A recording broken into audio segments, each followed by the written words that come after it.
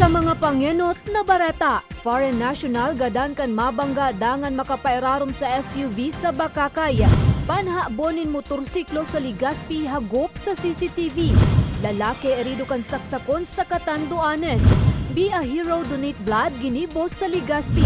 Asin proyektong hapag kay PBBM pidlunsar kan Department of Agriculture Bicol.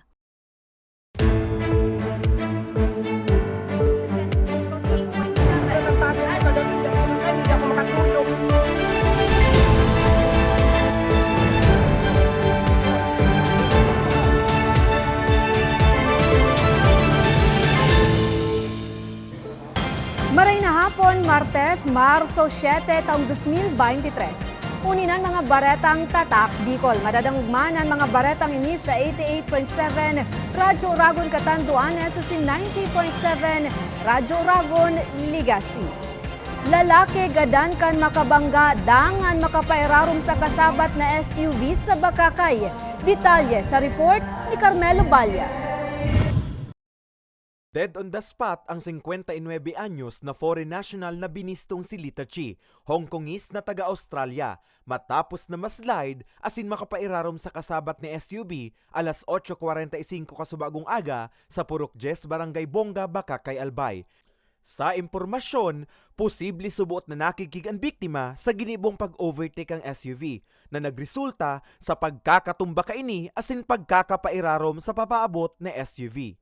Ining itom na Montero po, nagdadalagan haling tabako. Pasiring po siya sa Legazpi. Ini man na motor po, na kung saan sa driver gadan, ining motor man nasa sa iyang linya, pasiring sa tabako, ali duman sa upper part kang Bonga. Ngunyan, pag-abot po duman sa place of incident, bali po, ining mga approximately 15 to 20 meters, nag-overtake po ining itom na Mitsubishi sa sarong puting SUV.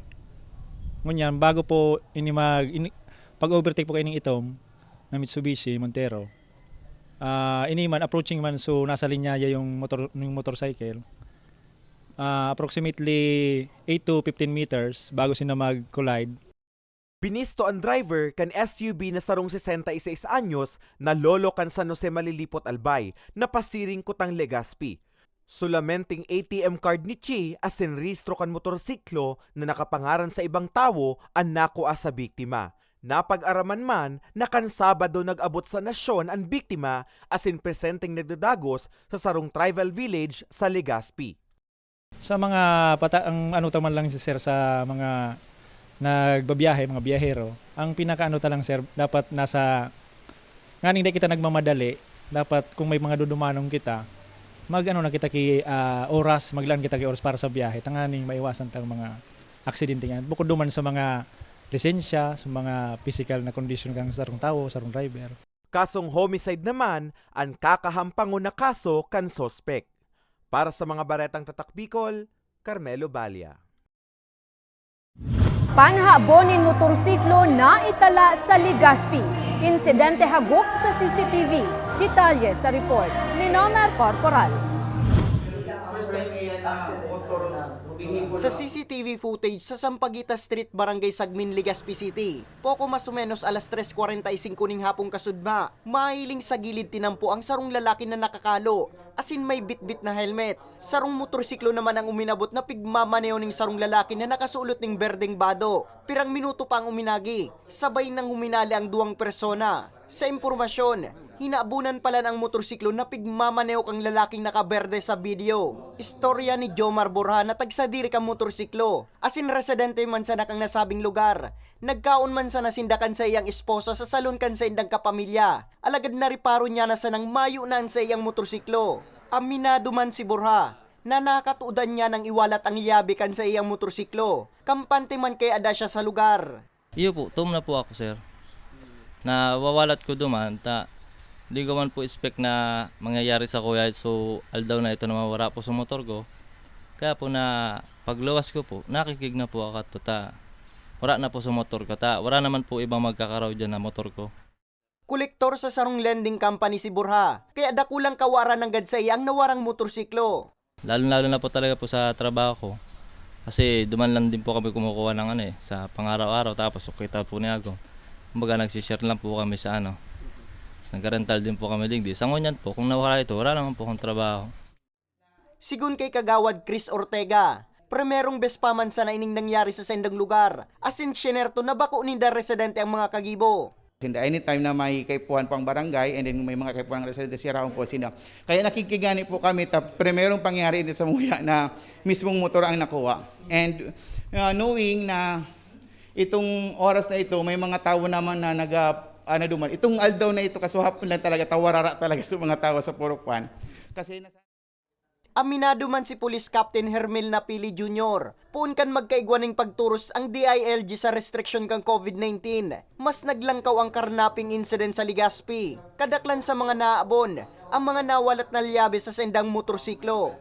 Usually, ang motorcycle incidents dito, usually, ang mga nangyayari unattended. No? Pagkabanggi, ginarahin ninda sa luwas. No? Most probably, siguro may mga harumang kita, pwede tang ilaog. Kasi hindi naman yan siguridad na nakalakyan, mawawara yan. So usually pagbalik ninda, pagkaaga, madigdi, sa muya, mapablatter, wala na. Sigun pa kay Police Captain Napili Jr., padagos man ang pakikipagtabangan ninda sa Highway Patrol Group sa pagkondukta ning maiwasan one-time big-time checkpoint. Nasaro sa nahiling nindang epektibong paagi nga ni ma-recover ang mga hinarabunan na motorsiklo. Sabi ko nga wala kami pinipiling oras. Minsan, grabe baga rush hour. Hindi po talaga yan rason na dahil kami mag-perform. But then, sabi ko nga ang HPG is very with us. Kasi yun nga nagtataas ang ang motor napping or motor napping incidents, no? Sa presente, padagos pa ang pinagigibong investigasyon kang otoridad sa pangyayari, asin pagkakabisto kan mga kagibo. Para sa mga baretang tatak Bicol, Nomer Corporal. 300 na bagong miyembro kan PNP nakatalaan na maggraduar sa maabot na Abril. Detalye sa istorya ni Carmelo Balya. Day mapugulan kan mag-agom na sinda Tatay Novelito as si Nanay Juanita an mapaluha. Alagad bako sa kamunduan kundi sa pagkaugma. Matapos kay an siyam na bulan na training, liwat na nindang nahiling an aki na si Melwin. Naging mabuti siya namang anak at maging sa kaibigan at sa pamilya niya na nadala niya sa pagtitraining niya. Siya maging isang mabuting pulis dahil yun ang kanyang pinangarap. Saro si Melwin sa 340 ang nagtapos sa Public Safety Basic Recruit Course, Sandiglahi class. Kasubagong aga kan gibuhon sa Campo General Simeon Ola ang sa indang recognition rights. Para sa presidente kan Sandiglahi class, dakulang bagay para sa iya asin sa iyang mga kaklase ang presensya kan sa indang mga magurang. As a police officer, nagtsatsaga kami para makamit din namin yung mga pangarap namin.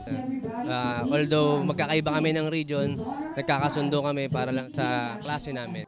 Maging ang PNP Bicol, labi man ang pasasalamat sa presensya kan mga pamilya kan trainees. Apwera kaya sa kaugmahan na darakan okasyon, nakakapalangkaw manin moral kan mga trainees ang presensya kan sa idang kapamilya. Ang kota ng Police Regional Office, bali kota ito ng Police Drug Enforcement Group, yung PDEG na tinatawag. Kaya hindi lang ito dito mga taga Bicol, kaya kung mapapansin natin yung mga visitors natin, from Mindanao pa sila nag-travel. Mindanao, Luzon, Visayas at Mindanao. Yung mga parents na nanonood, okay, salamat sa kanilang support na nakapagtiyaga sila. Imagine for almost 8 months, 9 months na hindi sila nagkikita ng kanilang family. Mamaya makikita nila during the opening of colors, the relatives and loved ones ay pupunta sa mga trainees para ma-i-open nila and tinatawag magkaroon ng recognition. Ang West PD Honor sa programa, ang pamayo kan Department of Tourism Bicol na si Director Herbie Aguas, na bilib sa determinasyon at dedikasyon na pigpahiling kan mga trainees. Handang-handa talaga ang ating mga kapulisan, and this is a good sign for our tourism industry na pag ganito po ang ating kapulisan, we will be having a sustainable tourism industry here in the Bicol region. Na napakaganda po na kanilang training, and by doing also this kind of recognition na may mga ganitong mga event, talaga pinakikita natin sa publiko na handang-handa ang ating mga kapulisan. Kaya nga yung ating departamento ay talaga nakikipag-ugnayan lagi dito sa Regional Training Center na talagang gumagawa ng kanilang trabaho. Sa ngunyan, naghahanda naman ang mga partisipantes para sa paabuto nindang graduation sa maabot na Abril. Para sa mga Baretang Tatak Bicol, Carmelo Balya. Lalaki irido kan saksakon sa Catanduanes. Asin proyektong hapag kay PBBM pidlunsar kan Department of Agriculture Bicol. Yan asin iba pang bareta sa samuyang pagbabalik. Tucked away in the province of Albay, known for its perfectly shaped Mayon volcano, Misibis Bay Resort, a locally owned 5-hectare private island resort. The resort is ready for all those looking to balance tranquility and adventure. This tropical destination is where guests can either choose to relax under the palm trees or have an adventure under the sun. It features modern and luxurious rooms and villas, recreational facilities, and sophisticated services.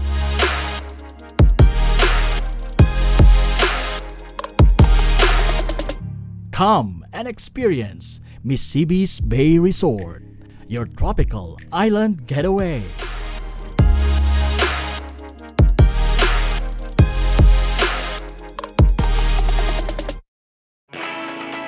Naghahanap ka ba ng trabaho? Marunong ka bang mag-shoot ng video? Mag-edit? Magaling ka ba sa social media? Willing ka bang matuto? Graduate ng journalism o may alam na sa media? Apply na dahil naghahanap kami ng videographers para sa Camarines Norte, Sorsogon, Camarines Sur, Catanduanes at Masbate. Ipadala ang inyong resume sa actioncallcenter@gmail.com at maging pinakabagong miyembro ng aming team. Tara na! Apply na!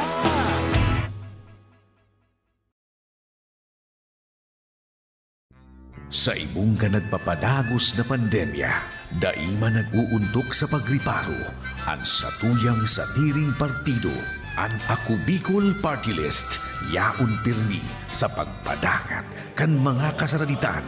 Sa tabang kan manto ni ina, ano man na panahon, hain ka man sa Kabikulan.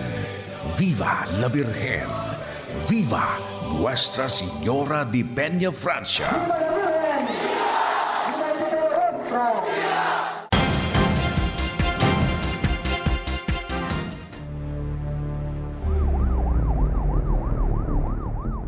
Nagbabalikan Ako Bicol Online TV. Lalaki irido kan saksakon kan kabarangay sa Catanduanes. Detalye sa report ni Ninya Valladolid. Nagpaparahay pa hasta sa presente ang 22 anyos na si Aurelio Sopranes kan barangay Yocti, San Andres, Catanduanes matapos na saksakon kan sa diring kabarangay mag-aalas 11 ninbanggi kan Marso 5. Sigun sa San Andres Municipal Police Station, may dati nang dae pagkakasinabutan ang biktima asin ang 19 anyos na sospek na binistong si Jomark Beletina. Antes mangyari ang pananaksak, nasabat asin kinompronta kan nakainom na biktima ang sospek hasta sa magpang-abot asin masaksak ang biktima. Yung biktima po, sa pang naginot nagsuntok naman sa sa suspect. Nagbalos man po yung yung gumante po yung suspect, kaya nagsuntok din. Kaso yung pangalawang daw may kutsilyo, sinaksak siya. Ako din sa po sa nakahiling na kutsilyo, halipot lang daw po sa kutsilyo. Nakaputan niya po nga sa kutsilyo po, kang bandit ito. Maswerteng nahiling naman kan ina kan biktima ang pangyayari asin naidalagan tulo sa ospital ang biktima. Mantang marikas man nakadulag ang suspect. Ang masasabi ko lang po, pag nakainom po, dahil po magkiagi sa kusog ng butang, sa alat, pag nakainom, magkaturog na sa mga buyo. At yan po nagpo ng ang argumento ng mga talalakyan, lalo ng talalakyan ng mga buyo. Kasong attempted homicide ang kakaatubangon kan sospek na hasa sa presente ang padagos pang pigahanap kan otoridad. Para sa mga baretang tatak Bicol, Niña Valladolid, Bicol University, intern. Be a Hero Donate Blood bloodletting activity ginibo sa Sarungdakulang Mall sa siyudad nin Legazpi. Detalye sa istorya ni Nomer Corporal. Day pinalampas ni Police Staff Sergeant Mercolito Lubindino kang Police Community Affairs Bicol na makapagdunar ning dugo sa ginibong bloodletting activity sa SM City Legazpi kasubong aga. Istorya niya, bako ini ang primerong bes na pagdunar niya ning dugo. Nagtutubod kaya siya. Nasa paagi kang pagdunar niya ning dugo. May pasyente siyang natatawan ning bagong paglaom. Ang sa pong sense of fulfillment kasi aram niya to na sa tuyang precious na dugo ay may masumpayan kitang tao na nangangaipuhan. So kaya nga ni po every time na may bloodletting, I see to it and we see to it na Philippine National Police po ay makakapag-participate sa arpo kining mga activities. Apwera sa PNP, nakisumaro man ang 14 personalis kang BJMP Bicol sa pangingenot ni Jail Officer 3 Ruth Castor. Kaiba ini sa advocacy mi sa mga community projects mi na pigsisiguro mi na ang supply kang dugo sa community maski puro pa paano makatabang kami na stable sa ruiyan sa mga community projects mi. Nagdunar man ng dugo ang personalis kang Philippine Air Force, Navy, Philippine Army as in BFP. Ang Chief Operation Division kang BFP Regional Headquarters na si Superintendent Alberto Marqueses Jr. Daiman pinalagpas ang aktibidad. Sabi niya, yaong pirmi ang saindang pagsuporta, urog na sa mga siring na kawang gawa. Sana makatulong at mabigyan pa ng mahabang buhay kung sino man yung mga mabibigyan ng mga dugo na to para mapulpil nila kung ano man ang misyon nila dito sa mundong ibabaw. Sigun kay Kyle Francis Espiritu, Assistant Mall Manager kang SM City Legazpi, taon-taon nagsasagibo sindaning bloodletting activity. Ngunya na taon, may temang aktibidad na Be Hero, Donate Blood. This is for those na willing to donate blood and to save lives, no. And the beneficiaries of this is yung CHO and Philippine Red Cross Albay Chapter. Appreciative tayo, no, sa mga men in uniform natin na very willing, especially since yesterday sila yung most na nagdo-donate ng blood dito sa atin. Pinuunan ang aktibidad kasudma, asin nagdurar sundo ngunya na aldaw. Nakatalaan man na magkakaigwaliwating bloodletting activity ang mall sa maabot na Oktubre. Para sa mga baretang tatak Bicol, Nomer Corporal. Proyektong hapag kay PBBM pidlunsar naman kan DA Bicol. Ano ang obheto kan programa aramunta sa istorya ni Miriam Manalili. Sa obhetong masustiniran ang oral daw na pagkakan kan kada Bicolanong pamilya, Marso 1 kan panginota ni Presidente Bongbong Marcos ang paglunsar kang halin at magtanim ng prutas at gulay kadiwa yaman plans for Bountiful Barangays Movement o hapag kay PBBM. Segun kay Lovilla Guarin, tagapagtaram kan DA Bicol, saruan sa indang ahensya sa mga pigsugo kang Presidente na mag-implementar kan nasabing programa. Parte kang programa ang pananaonin danin mga binhi, gamit pang tanom, farm inputs asin iba pa. Katunayan, nasa 50 barangay naman ang natawanin danin farm inputs na nagserbing pilot areas. Noon tinatawag natin itong gulayan sa barangay. Meron din tayong gulayan sa paaralan, gulayan sa simbahan. But this time, itong sa initiative ni President Bongbong Marcos, tinawag niyang hapag kay PBBM. Magpapatuloy po ito this year and sa mga susunod na taon para po to intensify the capacities of the barangays toward sustainable agriculture. Katakod ka ini? Pig-iin kami narman kan ahensya ang nasa 3,741 mga opisyal nin barangay sa bilog na Bicol na magpartisipar sa hapag kay PBBM. Dugang panigwarin, ang programa, parti pa man giraray kan sa indang gulayan sa barangay project asin sa irarumpakan High Value Crop Development Program. So pag meron ka pong mga tanim sa bakuran, madali na maging secure yung pagkain ng pamilya. And at the same time, yung mga bata po, yung mga school children, ay maiingganyo din natin na magtanim and maging love nila ang agriculture. Kasi sila mismo nakakakita sila na nag-grow yung plants and nakikita nila na lumalaki yung mga bunga and sila mismo yung kakain ng pinaghirapan nila. Ini-encourage po namin ang mga barangays po digdi sa Bicol na ini po ang time arog po kang nakaagi kang during the pandemic. Naging nahiling taman po sa importansya kadtong may sarili kitang mga tanuman sa satuyang mga harong, and this is also an opportune time na marahal ang mga barakalo na magkaigwa po kita ning mga sadirita pong tanom sa satuyang mga harong para mabawasan na po ang gastos imbis gagastuson po sa pagkakan. Sa mga maut maging parte kan programa, pwede sir na magpasiring o magsurat sa saindang opisina. Para sa mga baretang Tatak Bicol, Miriam Manalili, Bicol University Intern. Asin yan ang katiripunan kan mga baretang Tatak Bicol. Ako si Jen Nunez. Salamat!